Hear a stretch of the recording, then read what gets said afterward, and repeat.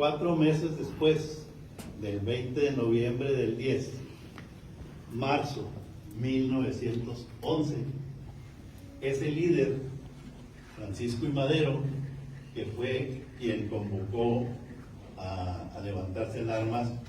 ¿Por qué? ¿Quién me dice por qué se levantaron en armas y armaron una revolución que se llamó Revolución Mexicana? Había gobernado por 31 años y no les pagaba bien. Perfecto. Muy bien. Exactamente. En ese entonces, ahorita los presidentes municipales duran 3 años en el poder. El gobernador o gobernadora dura 6. Los senadores duran 6. Los diputados duran 3. Los presidentes de la República duran 6 años también. En ese entonces, de 1865-67 a 1910, eran nada más 4 años. Entonces, aunque había elecciones para esos 4 años como presidente de la República, pues había un poquito ahí de manejos para que volviera a ganar. A ver, ¿seguimos eso? Fíjense ustedes. Fíjense ustedes. La Revolución Mexicana tuvo un eslogan que se llamaba sufragio efectivo y no reelección. ¿Por qué? Porque el general Díaz, Porfirio Díaz, aún practicando elecciones, se reeligió y estuvo en el poder 32 años. Entonces eran 4 años y otros 4 y otros 4 y otros 4. Entonces la revolución dice sufragio efectivo. ¿El sufragio efectivo qué es? Voto. Posiblemente ustedes no están en edad de votar, posiblemente no reconozcan por qué es sufragio. El sufragio es ir a depositar el voto a una urna. La urna es la caja donde van los votos. Ese es el sufragio. Efectivo, ¿por qué? Porque si usted pone un voto, sí, es un sufragio y va a ser 1 efectivo, no lo van a contar por 3, por eso es sufragio efectivo. Y el suyo otro, y el suyo otro, y el suyo otro, y el de todos nosotros otro sufragio efectivo, y nos va a dar un total de sufragios, que nos va a dar para abajo o nos va a dar para arriba. ¿Ok?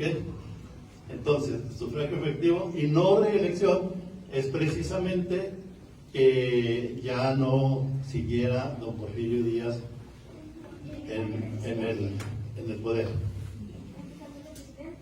Debe de cambiar de presidente. Tenía que cambiar de presidente, de otra persona. Pero todavía no existía el sufragio efectivo, mucho menos la no reelección. ¿Verdad? Esos son los movimientos a los que yo me refiero. Entonces, esta batalla del 6 de marzo es muy importante en la Revolución Mexicana porque fue la primera batalla formal que hubo en la Revolución Mexicana de 1910, 4 meses después de ser convocado. ¿Por qué 4 meses después? Porque don Francisco I. Madero invitó al pueblo a que viniera a levantarse en armas y él estaba en Estados Unidos, pero iba a venir el 20 de noviembre a México, por el estado de Coahuila, por Piedras Negras, Coahuila, y sí llegó hasta la frontera con Piedras Negras, pero resulta que no había nadie esperándolo, había como 20 gentes. Entonces dijo, con 20 gentes yo qué voy a hacer, una revolución, no es posible. Pero toca la casualidad que los chihuahuenses como somos muy poco bravones, ¿verdad? O también poco bribones. Entonces, en Chihuahua sí se levantó la revolución, incluso antes del 20 de noviembre. Toribio Ortega se levantó en Cuchillo Parado el 14 de noviembre, sin esperar el día 20 como estaba en la convocatoria. Bueno, don Francisco I. Madero se devolvió a San Antón de Texas y regresó en febrero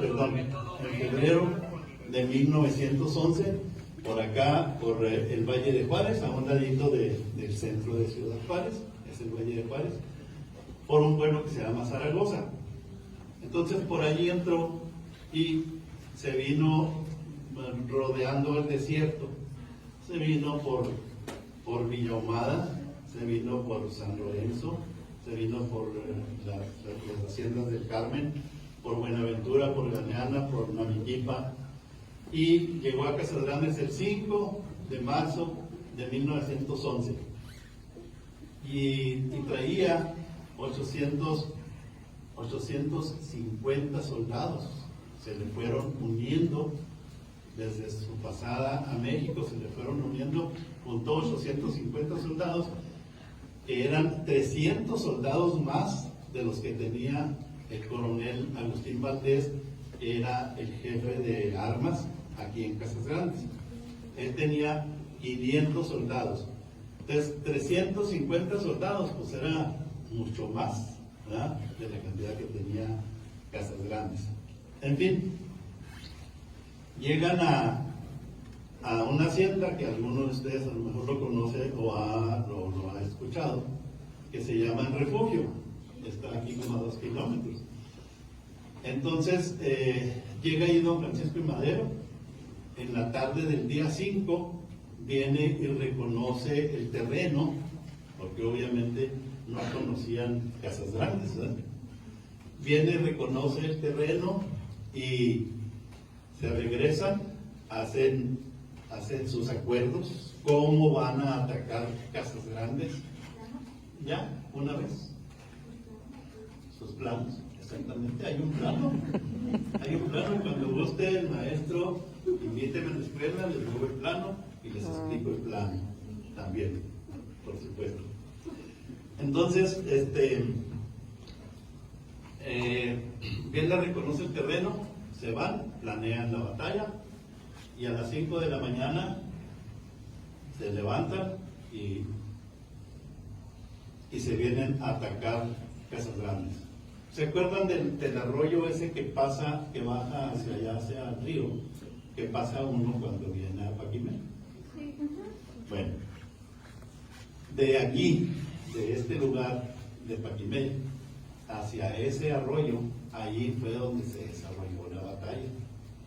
¿Por qué se desarrolló ahí? Porque como ellos estaban durmiendo acá en el refugio, entran por el sur y los defensores de Casas Grandes defienden el sur, ¿verdad? Defienden la entrada sur de Casas Grandes. Entonces ellos ya estaban arriba en las azoteas. Las casas que había antes tenían la azotea